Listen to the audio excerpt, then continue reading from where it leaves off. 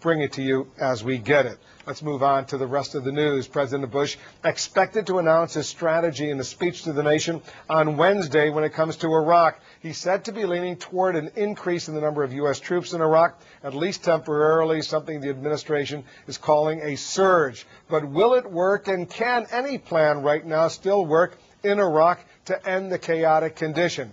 Joining us now to discuss the situation on the ground, three guests. Danielle Pletka is the Vice President for Foreign and Defense Policy Studies at the American Enterprise Institute.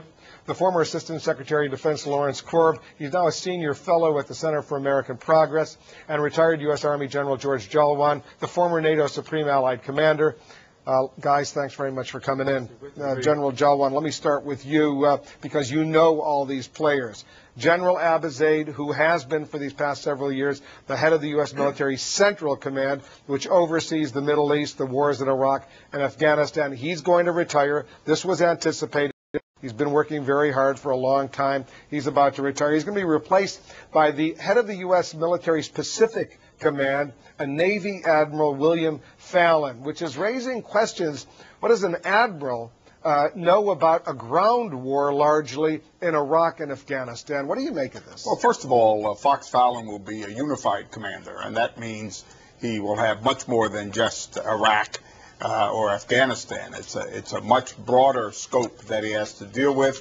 And remember, in Bosnia, I had a four-star admiral in Sarajevo who did a pretty good job for me. So I think we're measuring not just what service he is, but his competence and what he can do. And Fox Fallon has run the Pacific Command. He knows the role of a unified commander, and I think he can do a good job. Some are suggesting, Danielle, that this is a signal to Iran. Given the Fifth Fleet, the ships that are in the Persian Gulf right now, and the firepower they have, you put an admiral in charge of that region, it sends a powerful message to President Ahmadinejad in Tehran. You buy that? I'd love to think it was true. I don't buy it. I think it's people thinking a little bit too much and a little too hard. What do you think, Lawrence? Well, I think it does two things. One, I think it does send a signal directly or indirectly to Iran.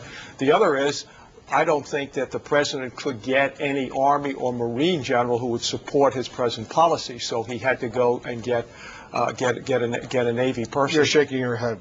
I mean, that's ridiculous. These gentlemen are in the business to serve. They're not going to say no to the President of the United States. I defer to General Jalwan to respond more accurately, something like that. Well, I would agree. This has been in the works for some time. And Admiral Fallon going to CENTCOM? Yes, and finding a CENTCOM commander. Abizaid has indicated he wanted to come out. I think it's nonsense to say that somehow this is a firing of Casey and Abizaid.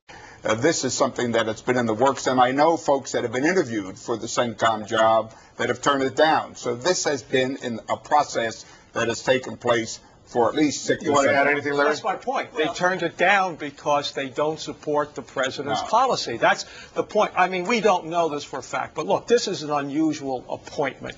We've never had a Navy admiral in CENTCOM in the 25 years that it's been in existence. Now, CENTCOM has never been busier. They've never had two ground wars going on simultaneously. I have no doubt that Admiral Fallon's a very, very qualified person. But I can tell you this, if somebody said, let's put an Army person out at SINGPAC, the Navy would be screaming bloody murder, which once they did try and do that, and the Navy said, wait a second, this person does.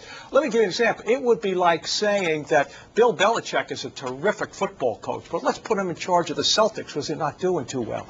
No, I don't think this is the analogy you made to the Pacific Command and putting an Army guy in charge, would that be an appropriate analogy? Several years ago, the Joint Chiefs, the President and the Secretary of Defense, decided to open up all unified commands, combatant commanders, to all services. I think that there's enough of what happens in Korea, for example, in PACOM, to really understand there's an Army role. When you're using all those acronyms, Pacific Command is in Hawaii, and look, we want good people to go into these jobs. That's the criteria, and this. Here's the other major change, military change, and we've been pointing it out. General Casey, George Casey, who has been the U.S. military commander in Iraq, he becomes assuming he's confirmed by the Senate, the Army Chief of Staff. He's replaced by Lieutenant General, soon to be General David Petraeus, as the overall commander in Iraq. What do you make of this? Well, I think, again, this has been in the works for some time. That General Petraeus replaces Casey? Yes. Casey coming back to be Army Chief of Staff, which is a promotion for him for what he's done. We'll see what happens in confirmation. Petraeus has enormous experience in Iraq. He's been involved in the training of Iraqis. He's been involved at Leavenworth, Fort Leavenworth, in doctrine development for counterinsurgency. He's a good choice. So I think these are positive moves. Here's the criticism, Danielle. You've heard it, that Casey didn't want additional troops in Iraq. Petraeus does. That's why he's got the job. Well, I think Petraeus has got the job because he's the right man for the job. Casey was there for a long time. It's an appropriate moment to switch him out. But yes, there's no question. They do have different ideas about Iraq. Casey's a light footprint guy. A light footprint in Iraq isn't what's working. I think we all recognize it's not working. We may not agree about where to go, but at the end of the day, Petraeus has some different ideas. He knows counterinsurgency, as General Jal once said, and he's going to be the right man on the ground. Larry, what do you think? Let me say two things. This is no longer an insurgency. It's a civil war that you're dealing with. Casey was not scheduled to be replaced. Abizaid was.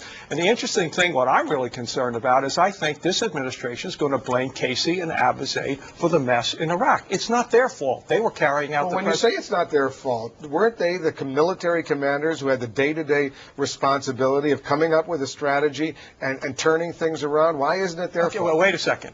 The problem that you have is that the Iraqis have not done what they're supposed to do. And General Casey was trying to get them to do it. Let me put it as bluntly as I can. You could put a soldier or a Marine on every street corner in Baghdad, but until they make the tough political decisions that balances the power of the central government and the provinces, distributes the oil revenues, protects minority rights, until you do that, I don't think it's going to make a difference. We agree? Well, no, of course not. The problem that I think Larry's confused about is that we are somehow in Iraq as a favor to the Iraqis. We're in this to win because we have interests. Yes, there's no question.